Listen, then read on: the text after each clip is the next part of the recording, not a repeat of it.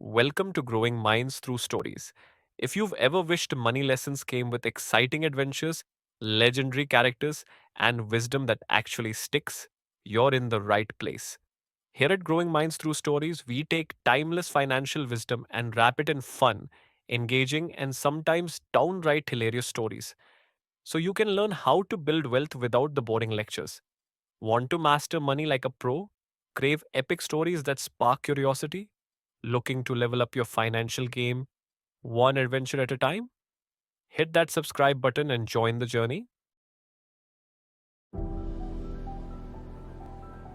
बाबुल शहर जिंदगी से भरा हुआ था।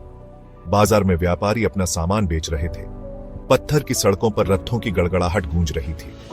इस चहल पहल के बीच नबीन नाम का एक युवा व्यापारी गुजारा करने के लिए संघर्ष कर रहा था।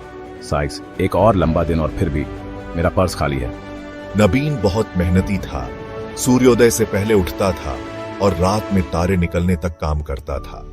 वह आराम और सुरक्षा से भरे जीवन की कामना करता था, लेकिन उसकी आर्थिक स्थिति अनिश्चित बनी रही। एक उमस भरी दोपहर, जब नबीन अपनी छोटी सी दुकान के बाहर उदास बैठा था, उसने देखा कि एक बुजुर्ग उसे देख रहा है। मस्टर्स करेज, क्षमा करें महोदय, मेरा नाम नबीन है। स्माइलिंग वार्मली, नमस्ते नबीन, मैं हादान हूँ। नबीन ने हादान को अपने दिल की बात बताई, अपने संघर्ष और निराशाएं साझा की। साइज, ऐसा लगता है कि मैं कितनी भी मेहनत कर लूं, आगे नहीं बढ़ पा रहा हूं। मेरे बेटे, धन का रास्ता कोई रहस्य नहीं है। ये साधारण सिद्धांतों से बना है, जिनका समय के साथ निरंतर पालन किया जाता है। ईगरली, कृपया गुरु हादान अपना ज्ञान मेरे साथ साझा करें। हादान मान गया। उसने नबीन को अगले दिन उसी जगह पर मिलने के लिए बुलाया। उस शाम जब नबीन घर जल्दी जा रहा था, तो उसके दिल में एक नई उम्मीद जाग उठी।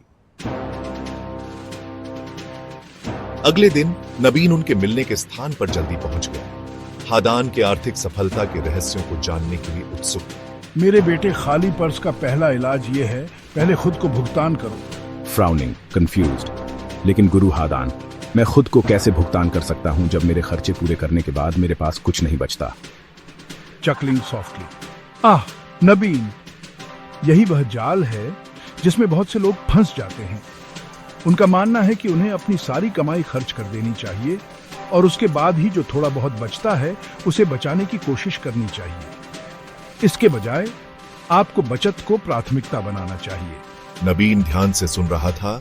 उसके दिमाग में विचार उमड़ रहे थे। इंटरजेक्टिंग, लेकिन गुरु, मेरी कमाई का 10वां हिस्सा एक बड़ी राशि है। मैं इसके बिना कैसे प्रबंधन करूंगा? स्माइलिंग पेशेंटली, तुम कोई रास्ता खोज लोगे नबीन।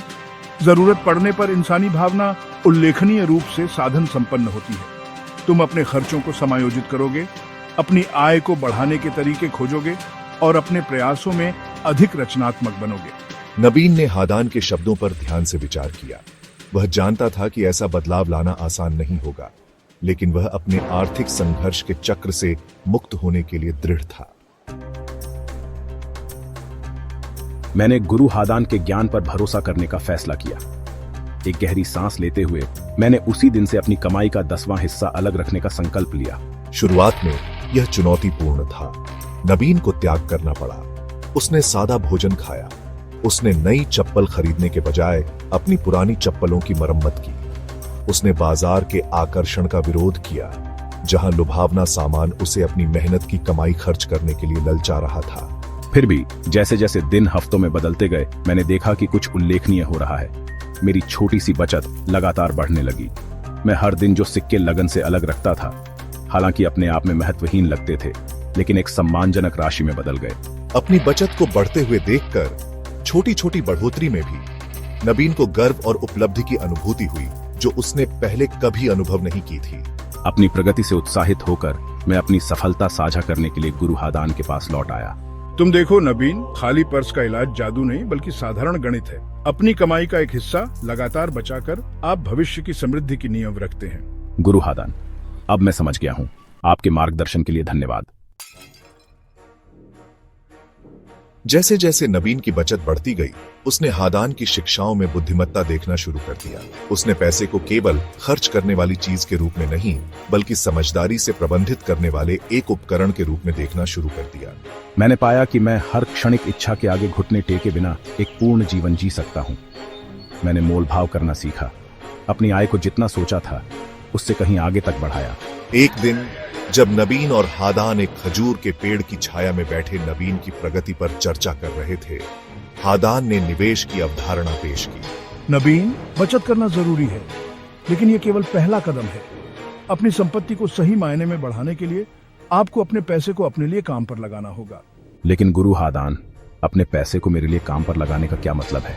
इसका मतलब है कि अपनी बचत को समझदारी से निवेश करना, ताकि वे आपके लिए और धन अर्जित करें।